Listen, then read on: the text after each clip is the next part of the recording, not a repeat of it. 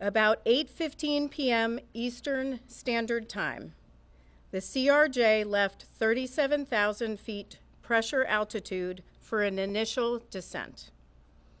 At 8:30, the Black Hawk began traveling generally southbound after maneuvering near Laytonsville, Maryland. CVR audio from the Black Hawk indicated the instructor pilot was the pilot monitoring and transmitting on the radio, and the pilot was the pilot flying.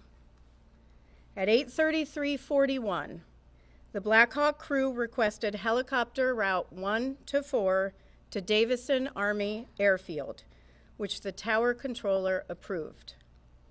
At 8:38:39, the Black Hawk reached the intersection of the DC Beltway and the Potomac River near Carteret, Maryland.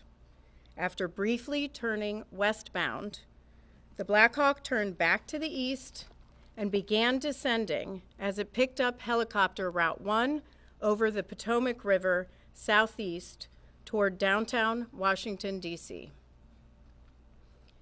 At 8:39:10, Potomac approach cleared the crew of the CRJ for the Mount Vernon Visual Runway 1 approach.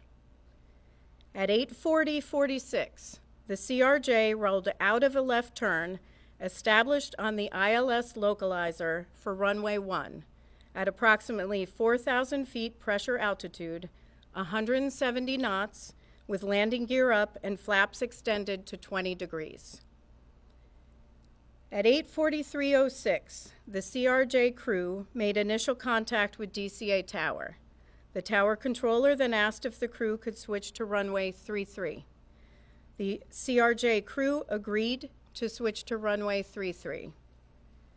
At 8:43:48, the Black Hawk was about 1.1 nautical miles west of the Key Bridge. The pilot flying indicated they were at 300 feet. The instructor pilot indicated they were at 400 feet. Neither pilot made a comment discussing an altitude discrepancy. At this time, we don't know why there was a discrepancy between the two. That's something that the investigative team is analyzing. At 8:44:27, as the Black Hawk approached the Key Bridge, the instructor pilot indicated the Black Hawk was at 300 feet, descending to 200 feet. Between 8:44:41 and 8:44:45, the CRJ crew selected 30 degrees of flaps and then 45 degrees of flaps. At 8:44:49, the CRJ landing gear were down and locked. The aircraft was fully configured for landing about 6.2 nautical miles south of the airport. At 8:45:27, the autopilot was disconnected, and the CRJ began a shallow right turn off the runway 1 localizer at a radio altitude of approximately 1,700 feet and an airspeed of 134 knots. This occurred about 5 nautical miles south of the airport. At 8:45:30, the Black Hawk passed over the Memorial Bridge. The instructor pilot told the pilot flying that they were at 300 feet and needed to descend. The pilot flying said they would descend to 200 feet. At 8:45:58, the Black Hawk then crossed over the Washington Tidal Basin and followed the Washington Channel consistent with helicopter route 1. It is now approximately 2 minutes before the collision. At 8:46:01, a radio transmission from the tower was audible on the CRJ CVR, informing the Black Hawk that traffic just south of the Wilson Bridge was a CRJ at 1,200 feet circling to runway 33. CVR data from the Black Hawk indicated that the portion of the transmission stating the CRJ was circling may not have been received by the Black Hawk crew. We hear the word circling in ATC communications, but we do not hear the word circling on the CVR of the Black Hawk. The recorders group is evaluating this right now. At 8:46:08, the Black Hawk crew responded They had the traffic in sight and requested visual separation, which was approved by DCA Tower. At 8:46:29, the CRJ crew received a 1,000-foot automated call-out. At 8:46:47, DCA Tower cleared other jet traffic on runway 1 for immediate departure with no delay. At 8:47:27, or 32 seconds before impact, the Black Hawk passed the southern tip of Haines Point. A second later, the CRJ began a left roll to turn to final on runway 33. The CRJ was at a radio altitude of 516 feet and 133 knots. At 8:47:29, the CRJ crew received a 500-foot automated call-out.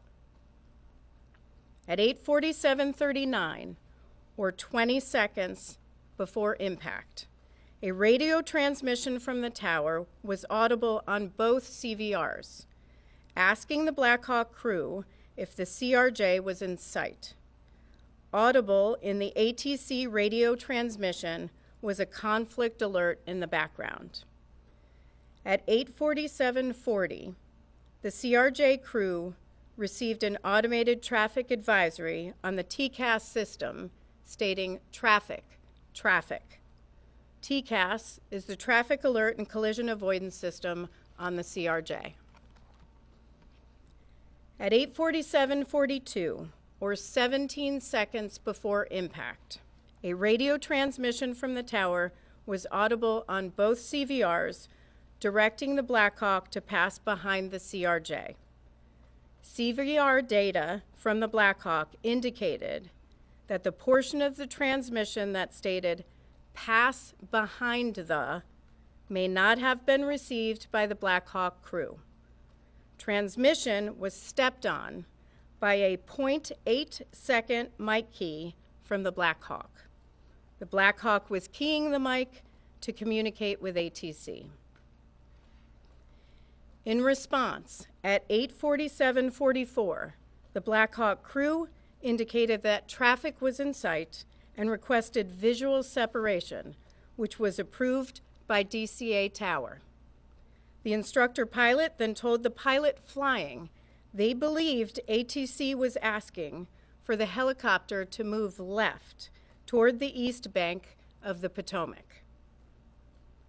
At 8:47:52, or 7 seconds before impact, the CRJ rolled out on final for runway 33.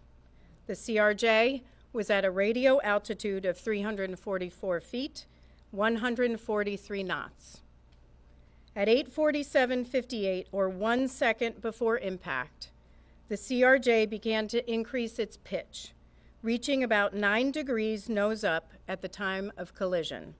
FDR data show the CRJ elevators were deflected near their maximum nose-up travel. The last radio altitude recorded for the CRJ was 313 feet and was recorded 2 seconds prior to the collision. The CRJ pitch at this time was again 9 degrees nose up, and roll was 11 degrees left wing down. The CRJ was descending at 448 feet per minute.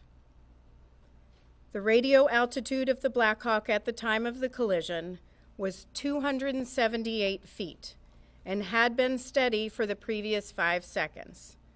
The Black Hawk pitch at the time of the collision was about a ½ degree nose up with a left roll of 1.6 degrees. Now, examination of the wreckage will assist in determination of the exact angle of the collision. Now, we're confident with the radio altitude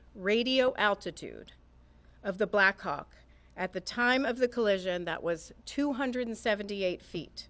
But I want to caution, that does not mean that's what the Black Hawk crew was seeing on the barometric altimeters in the cockpit. We are seeing conflicting information in the data, which is why we aren't releasing altitude for the Blackhawks' entire route.